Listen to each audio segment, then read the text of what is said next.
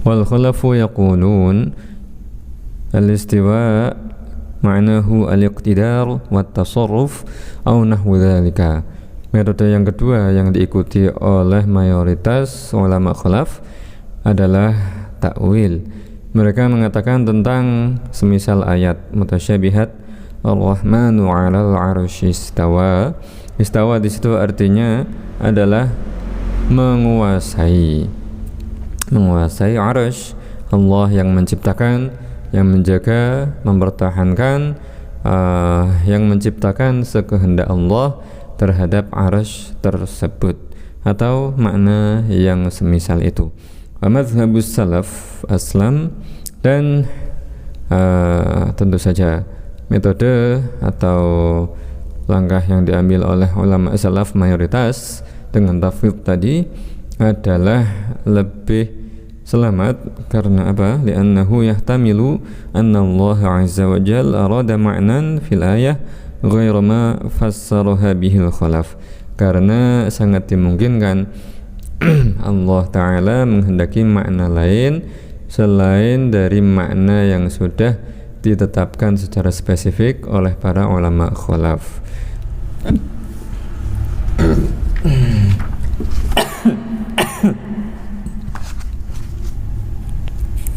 Namun demikian, komentar para ulama semacam itu, bahwa pendapat atau metode ulama salaf dengan tafwidnya itu lebih selamat, bukan berarti bahwa pendapat atau metode ulama khalaf yang mayoritas takwil itu tadi adalah keliru, ya.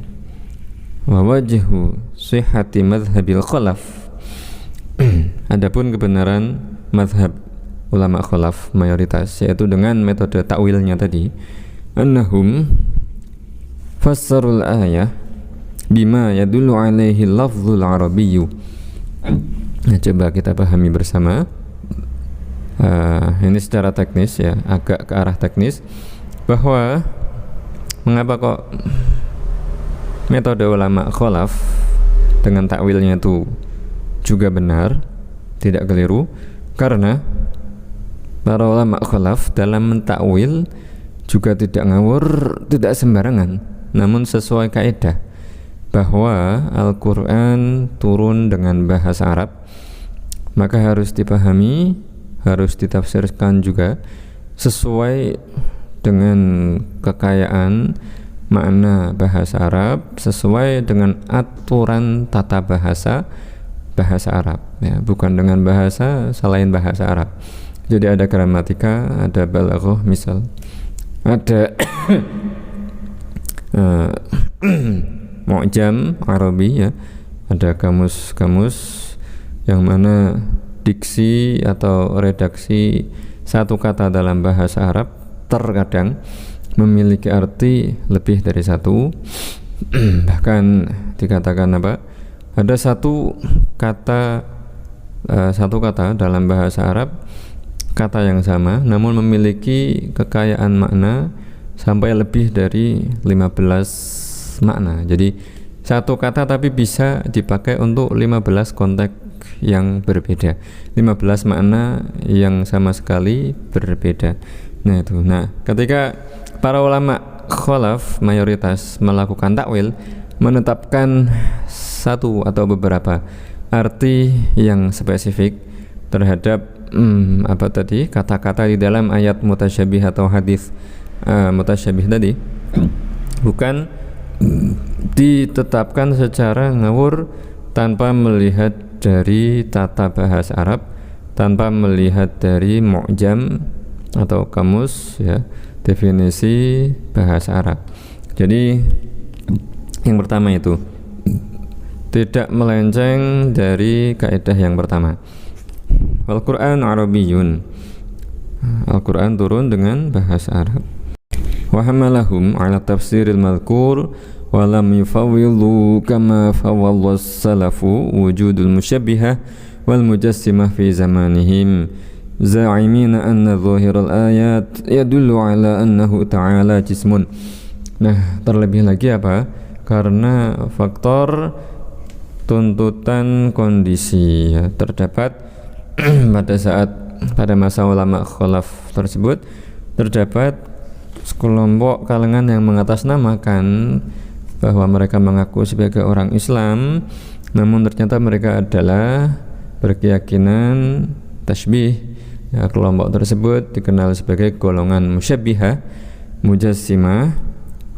Mereka menyangka bahwa lahiriah, zahir ayat-ayat mutasyabihat dan hadis mutasyabih yang berkenaan tentang sifat-sifat Allah, mereka sangka seperti lahiriahnya, sehingga mereka berkeyakinan bahwa Allah adalah tersusun, berukuran, atau dengan bahasa lain mereka menyangka bahwa Allah adalah jisim. Jisim itu artinya sesuatu yang tersusun atau berukuran, atau bahasa lainnya sosok atau fisik, sama itu ya. Jadi pada masa ulama khalaf mereka menghadapi sekelompok kaum yang mengaku sebagai orang Islam, namun ternyata keyakinannya adalah kufur, ya, di luar Islam. Sehingga mereka memilih dan mempopulerkan metode takwil, ya, supaya orang Islam tidak terjerumus, ya, orang awamnya tidak terjerumus kepada pemahaman dan pengajaran kelompok itu tadi, mujassim dan musyabbih. Sehingga ditegaskan bahwa misal ayat mutasyabihat ini tafsirnya langsung spesifik ini, supaya tidak dimanfaatkan sebagai celah untuk menyesatkan kaum muslimin yang masih belum pada belajar. Walam yafqahu annahu mustahilun alaihi azza wa jal al-jismiyatu wal hululu fil amkinati. Mereka golongan musyabbih, mujassim, ya, tidak memahami bahwasanya mustahil bagi Allah Ta'ala untuk disifati dengan sifat kemakhlukan seperti ukuran, tersusun dari komponen, atau menyatu bertempat di satu tempat ataupun di beberapa tempat. Wa qad iqtara ba'dul awam biqaulihim, dan saat itu telah banyak sebagian orang awam dari kalangan yang tadinya orang Islam tertipu mengikuti ajaran sesat dari penafsiran menyimpang kaum musyabbih dan mujassim tersebut. Fa'taqadu anna Allah Ta'ala jalisun 'alal 'arsy, sehingga mereka ikut-ikutan meyakini keyakinan menyimpang yang mengatakan bahwa Allah duduk di atas sana, ya, di atas 'arsy katanya. Wa halun fis sama, mereka meyakini bahwa Allah bertempat di atas langit sana gitu.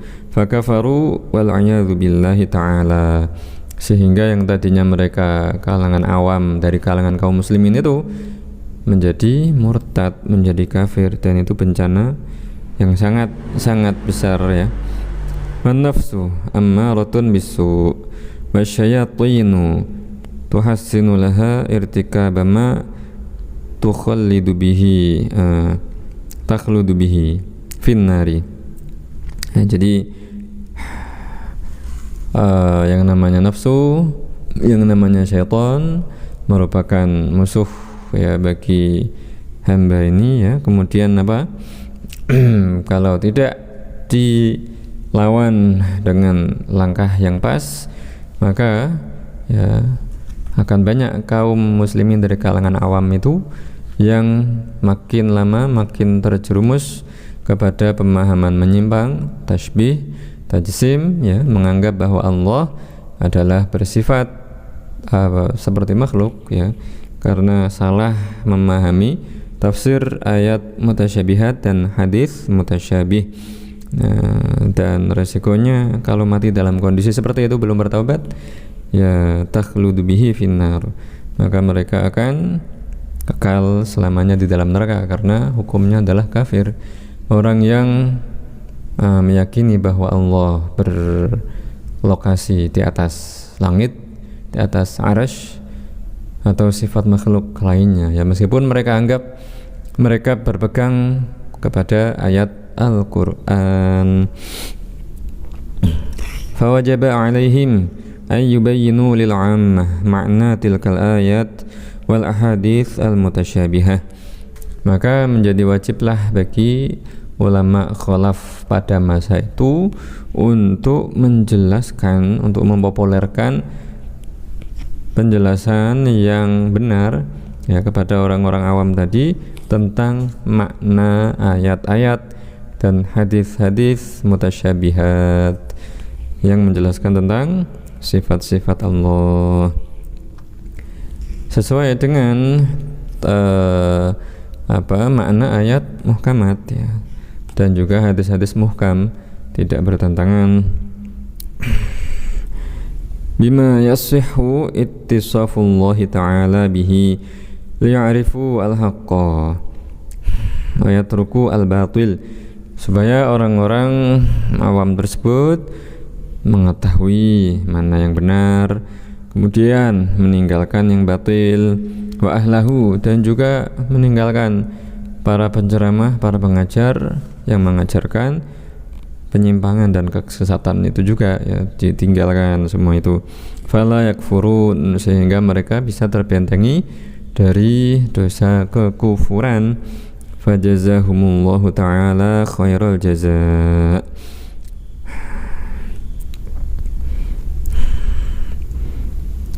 Nah, kemudian kesimpulannya, walhasil annal khalaf lam yukhalifus salaf fil i'tiqad. Kesimpulannya, aslinya ulama khalaf maupun salaf dengan meskipun metode yang berbeda, tafwid dan takwil tadi, menyikapi ayat dan hadis mutasyabihat, sisi samanya ya, dikatakan sama apa?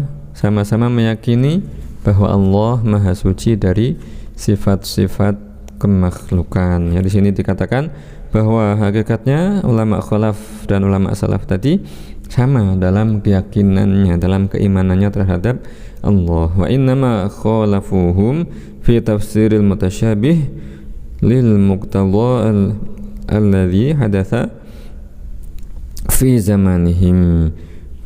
Hanya saja perbedaan terjadi di kalangan bagi ulama khalaf menyelisihi ulama salaf dalam hal metode takwil karena tuntutan zaman ya, adanya orang-orang musyabbih dan mujassim tadi ya, yang mengatasnamakan Islam ya, alladzi hadatsa fi zamanihim duna zamanis salaf, yang mana hal tersebut belum populer terjadi pada masa ulama salaf mayoritas. Kama alimta bal i'tiqaduhum wahid, keyakinan ulama salaf ulama khalaf adalah satu, sama. Wa huwa annal ayati wal ahadits al mutasyabihati masrufatun an zahiriha. Satu, yang pertama apa? Kok dibilang sama? Karena mereka ulama salaf dan ulama khalaf sama-sama meyakini bahwa ayat mutasyabihat atau hadis mutasyabih harus dipalingkan atau tidak boleh dipahami sesuai lahiriahnya atau letterleknya ya, harus dipalingkan dari makna lahiriahnya gitu ya.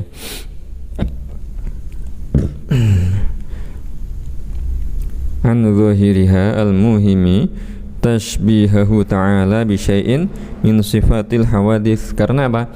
Jika nekat tetap memahami atau meyakini makna ayat mutasyabihat tadi secara lahiriahnya saja ya, terlek ya, tidak dipalingkan dari makna dari lafal lahiriahnya, maka akan menimbulkan salah sangka bahwa Allah bersifat serupa dengan makhluknya. Nah, itu dihindari kan, tidak boleh. Makanya harus dipalingkan dari makna lafal lahiriahnya. Wa annahu ya al-muhim annahu subhanahu wa ta'ala wa annahu subhanahu wa ta'ala mukhalifun lil hawadits. Mereka dua golongan ulama salaf dan khalaf ini sama dalam meyakini bahwa Allah tidak serupa dengan makhluknya.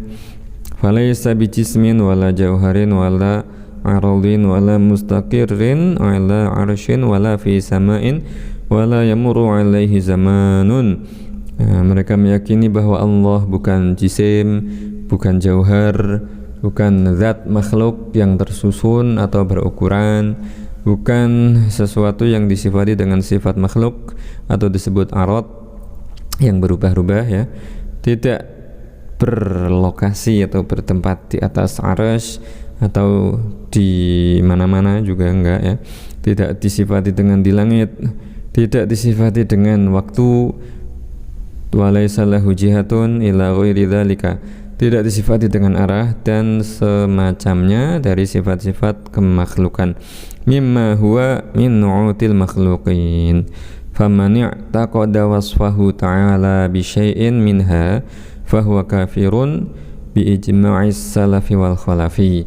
Nah, terakhir yang sama, persamaan antara ulama salaf dan khalaf tadi, mereka sepakat semuanya bahwa siapapun yang meyakini bahwa Allah Ta'ala bersifat dengan satu pun sifat dari sifat-sifat kemakhlukan semisal yang tadi disebutkan, fahuwa kafirun, maka orang semacam itu hukumnya kafir.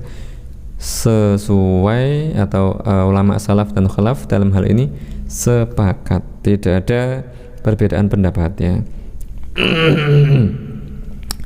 Nas'alullaha ta'ala husnal i'tiqad wa huwa anna Allaha mawjudun bila makan laisa jisman wa la yatasifu bi sifatil ajsam li'annahu laisa kamitslihi syai'. Ya, ditutup dengan doa semoga kita termasuk orang-orang yang beruntung dan bisa mati dengan membawa keyakinan yang benar ini, yakni bahwa Allah Ta'ala tidak serupa dengan apapun, bahwa Allah Ta'ala bukan jisim, bukan sesuatu yang tersusun atau berukuran, bukan sesuatu yang bertempat atau berarah, dan tidak disifati dengan suatu keserupaan atau sifat makhluk satu sifat pun. Maha suci Allah Ta'ala dari keserupaan terhadap makhluknya. Wallahu a'lam, wabillahi taufiq wal hidayah.